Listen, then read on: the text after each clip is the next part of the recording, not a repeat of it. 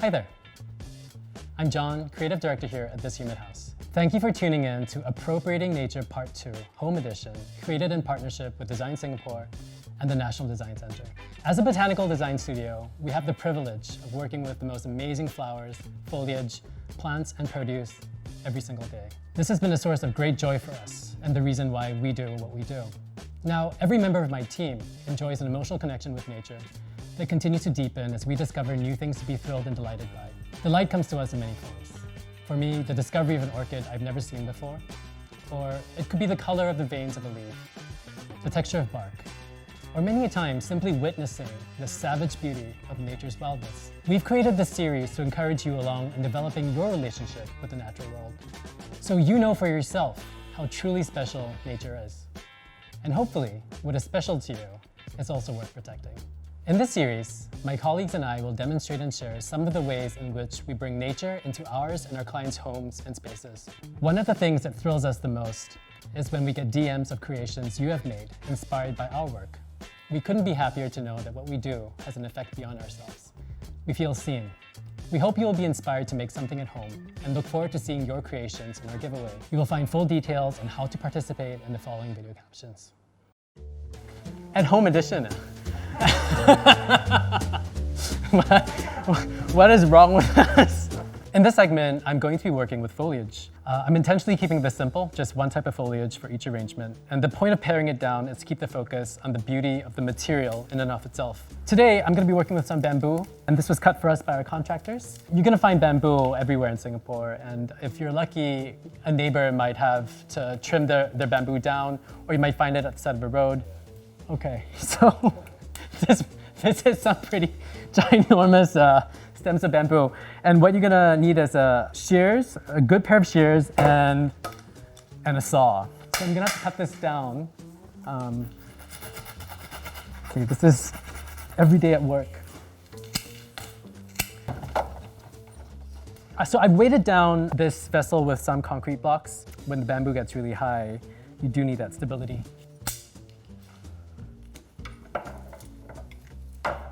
And for the purposes of this demonstration, I'm just going to imagine that the height of the ceiling is where that roll of paper ends. And you would imagine that I might want to keep my branches shorter than the height of the ceiling, but this may not be the case. Sometimes it's nice that the top of the branches graze the ceiling.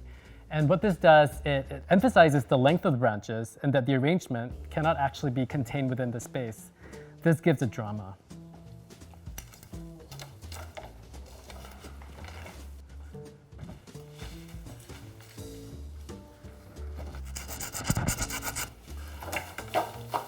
Using some of the shorter secondary branches to create a bit of a nest inside. The opening of this vessel is very large, and so sometimes what's helpful is if there's a network of branches in there to help support the stems. So you'll notice obviously that there's no water in this vessel, and that's because this is a fresh cut arrangement, or cut stem arrangement that will continue to dry well in this space. It will retain a bit of its greenness because it's not been bleached by the sun. But bamboo that's been bleached by the sun, it actually turns a lovely shade of gold.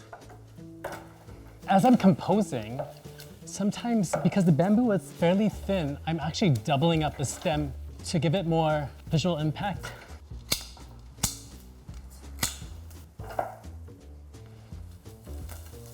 So even within this arrangement, I'm trying to develop densities of foliage to give it more dimension. It's just like shading. And so I'm trying to add this to the left side of the arrangement to create kind of a darker spot and create a kind of focus to this haze. So what I'm doing here is bundling the shorter stems of bamboo, and the beauty of a dry arrangement, because you don't need a water source, and the kind of friction created by this network of stems, I'm able to shove it inside and kind of just disappears. So even within a mono ingredient arrangement, what I'm trying to do is create movement and shape, and because these bamboo branches are so flexible, I'm actually just kind of like weaving them to create this movement through, or like almost like a ribbon. I'm realizing now as I'm making that this side is looking a little bit more interesting. So I'm gonna be rotating this vessel a little more to that side.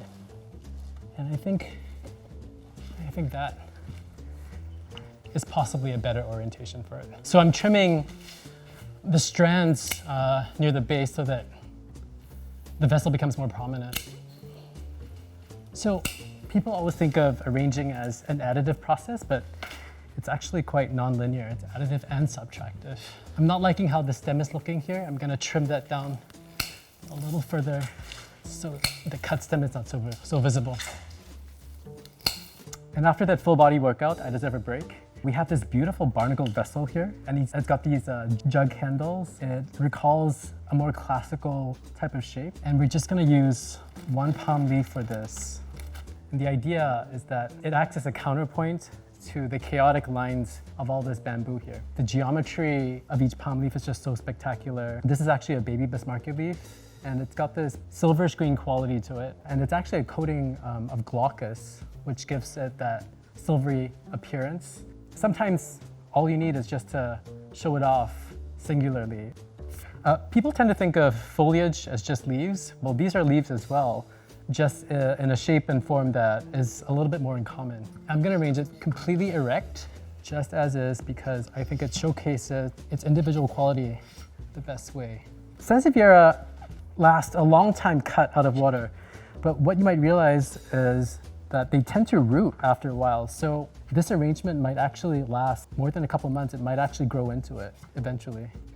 I really like that the straightness of the Sansevieria emphasizes the bulbous quality at the bottom of this vessel. It almost looks like a big bum. The whole point of this exercise with one ingredient for each arrangement is to bring emphasis to the beauty of each type of foliage and its vessel.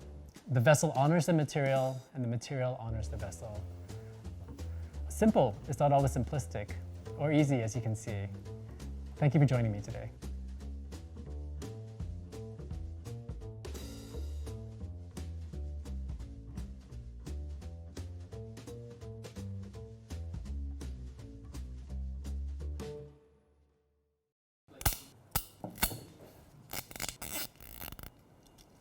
Hi, I'm Carol from this Humid House, and I'm really excited about all these ingredients that we've gathered for you today. This morning I was at the wet market and found some really cool stuff. We've got long beans, baby mangoes, as well as bamboo shoots. Now these ingredients are not uncommon, but if you were to think about it, each of them have very interesting characteristics that I would like to bring to the table. Long beans are almost always cut up in dishes, and here I really want to emphasize the length of them, even thinking about braiding them just as I would with my hair. And Singaporeans are such a practical bunch of people. The question that I'm asked most when I use any fruits or vegetable in my arrangement is, can I eat it? The assumption here is that if you do not consume it as food, it's wasteful. But I want to promote the idea that aesthetic consumption or eating with your eyes is just as valid. So that's why I selected these unripe baby mangoes for its cuteness. Now, I also wanted to include flowers in my arrangement and was very lucky to have received these vibrant crepe myrtles that was harvested from our garden this morning. And the minute I saw them, I knew that I wanted to pair with these tangy mango elixir. And because we already have such a contrasting color between the mango and the violet, I wanted the rest of the colors in the flowers to be a bit more subdued. This Fritillaria, whose petals look like mini grapes, and these beautiful garlic scapes are primarily green, but I've selected them also because it has this beautiful tinge of purple in it, which I find would be so complementary against the other flowers that I've chosen. Now, first things first, I'm going to refer to the objects in front of me as vessels and not vases, because people tend to associate vases with a particular shape, when in fact, I'm going to be showing you that we can make arrangements in any kind of receptacle that holds water, which is exactly what a vessel is. Here's a ceramic trough. You may have already something similar to this at home, like a fruit bowl or a shallow dish. This is what I would call a taper vessel. vessel because its mouth is narrower than its body, and it's extremely helpful when you don't have a lot of materials to work with because there's just less that you can fit in there. Now this is my favorite vessel. If you discount its ears, the shape of the vessel is really similar to that of a cup or a cylinder, which is a very common shape of vessel. This is my quirky wildcard vessel. It's got 3 spouts. I don't know if I'm going to use every spout, but I'm throwing it in just because I think it's special. What I'm trying to do today is to create a multi-part arrangement. These vessels are basically stand-ins for where I want my material to be in space. I'm going to make sure that all my vessels have water in them. Every vessel is different, but as a ballpark, I like to have my vessels between half to 3/4 full. You can always top them up later.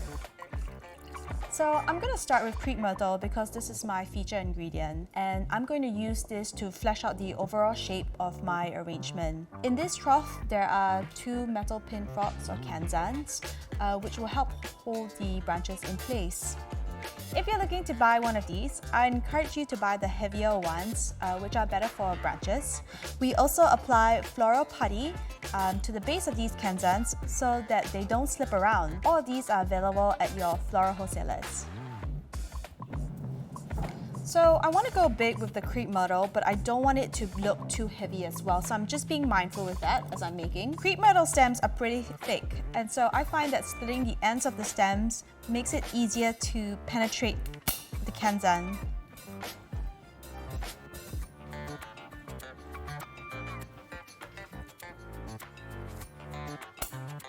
I'm trying to create density in parts of this arrangement to help lead your eye through the piece. Sometimes I want my branch to go super horizontal and it's almost impossible to pierce it into the kanzan. So what then I do is I would use a cable tie and attach it to a branch that has already been pierced in. I'm really enjoying how it's shaping out to look. It's light, it's airy, it's giving me the feeling of springtime, which is the whole point of using flowering branches like crepe myrtle. With this fritillaria, the opportunity to create even more flow and movement because these flowers are so gestural. This fritillaria comes to us from Holland, and as much as we love using locally and regionally sourced materials, sometimes there are qualities so specific to a flower that it cannot be replaced, and we don't want to be dogmatic about our practice. I might consider using tuberose, but it just doesn't have the same curvature. So what I'm trying to do with this fritillaria is I'm trying to weave this band of green through the piece. Because I don't like my arrangements to look overly stylized, although I'm weaving the fritillaria through the arrangement, you'll notice that I'm not doing it in just one direction. I have materials coming forwards and then to the left and to the right side. I'm basically just securing this with green tape, which is a thinner form of duct tape. I think it's super cute that this vessel has ears and it's like I'm creating this turban of braids on top of it. I thought that this would be a fun way of emphasizing the characteristics of these vessels. Now I've decided that I will create a focal point with these garlic scapes. Their heads have a very solid shape that when clustered will draw the eye to. As I mentioned, this vessel has a very narrow neck and I'm almost running out of space. Because garlic scapes don't need a water source, I'm actually just going to put the stems outside of it and it'll be okay. I'm also going to try to make sure that the garlic scapes point in different directions and that not all of them are pointing to the same way. I'm thinking about them almost like little birds in a nest. When I'm arranging, I feel like I'm telling a story and I'm leaving these little clues and surprises for people to discover. So I have these garlic scapes nestled deep within the arrangement to create some depth. Generally, I like to progress with my materials systematically from one to another as I'm building up the arrangement. This sequence really helps me to organize my thoughts, and it's a much cleaner way of layering and having control over the process. Ixora are like hydrangeas in that they are quite round in shape, but they're a little airier. I can break that roundness by smushing them together, essentially trying to create clouds. This pink banana has a rocket-like shape, and I think it's going to be so cute for it to emerge from the head of this vessel. So a way of having the fruit high is just to skewer them.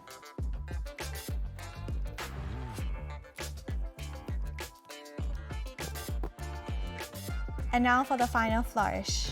A baby mango casually on the table, just like it fell from the sky.